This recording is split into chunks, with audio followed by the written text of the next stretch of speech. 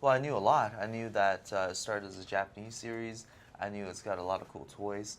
I knew that there's a legacy to hold behind, and I knew that it carried on through the years. But what I didn't know was that there's so many fans all over the world I don't think I knew because that they were either. communicating with us and congratulating us.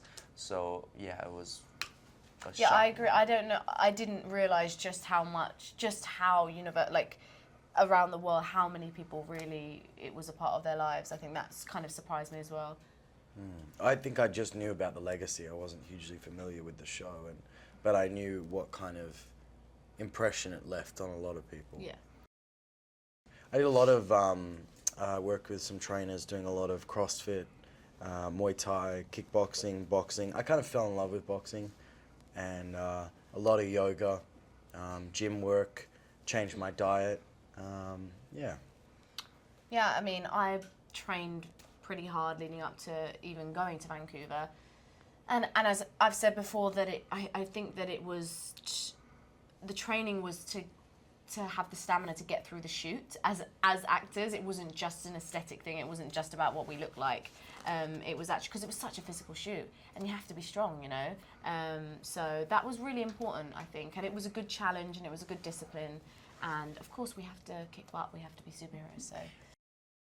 My background in martial arts, how it prepared me, martial arts training for me is like playing. And how it prepared me was like, I think it's like how school prepares you for life.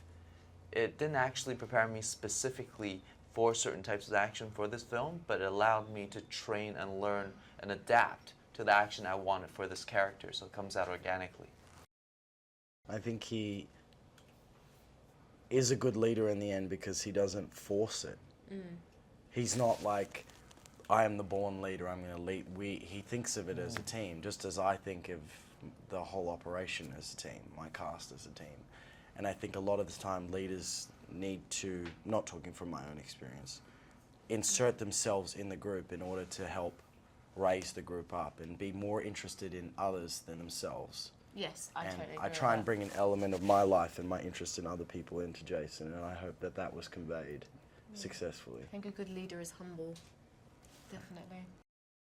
I think everyone's done something that they regret. I think, especially in school, things happen. You know, sometimes, especially in for girls growing up, you know, you've either said something mean about someone or someone said something mean about you, and I think that it's just, you know, it's one of these things that everyone goes through, everyone can relate to. And it's just learning that everyone in school and is going through their own insecurities. And I think when you realise that, it helps you a little bit. And I think that it just shows, hopefully, that, you know, kids watching can see that you're better supporting each other than bringing each other down, because you're probably all going through similar things, you know. So hopefully that's what kids kind of take away from it. Oh, 100%. I mean, that was very, Becky and I spoke about it. We really, no, they had to be, if it had to be real, you know, they, just like, all of us are kids, all of us are people, all of us are humans, you know, whatever gender. But their relationship, they're not sure about each other at first, you know.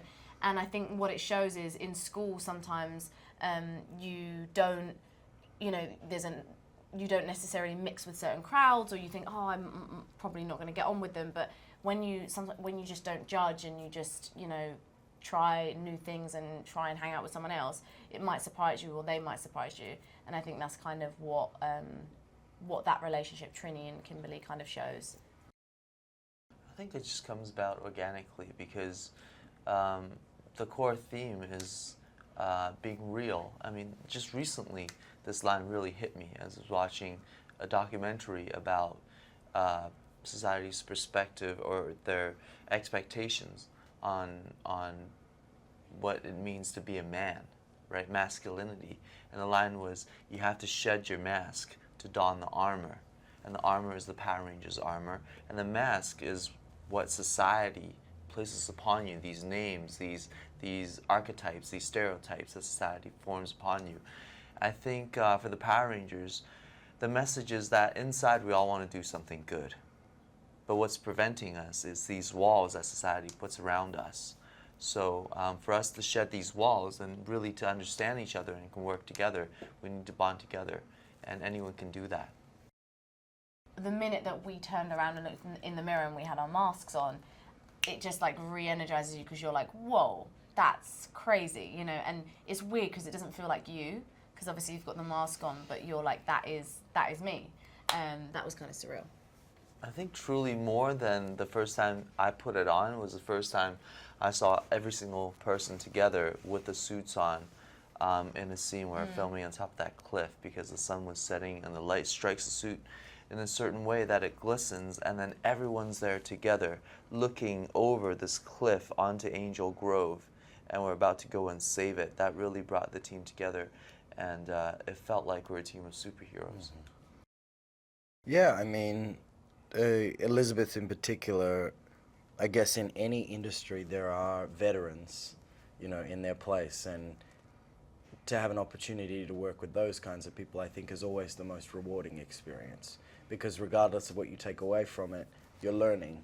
You know, you come to set and act a bit like a sponge, and you suddenly realize one day when Elizabeth Banks is on set that the sponge is going to be full.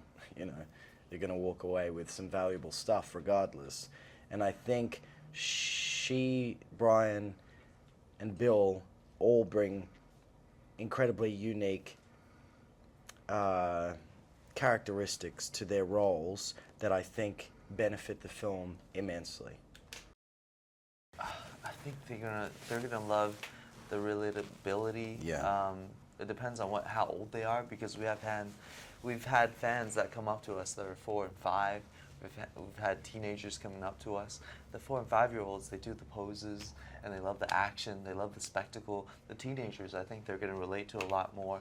And then again, the old school fans, in relation to them and the younger fans, they're going to have an opportunity to enjoy a legacy that they loved with their kids. That's wonderful.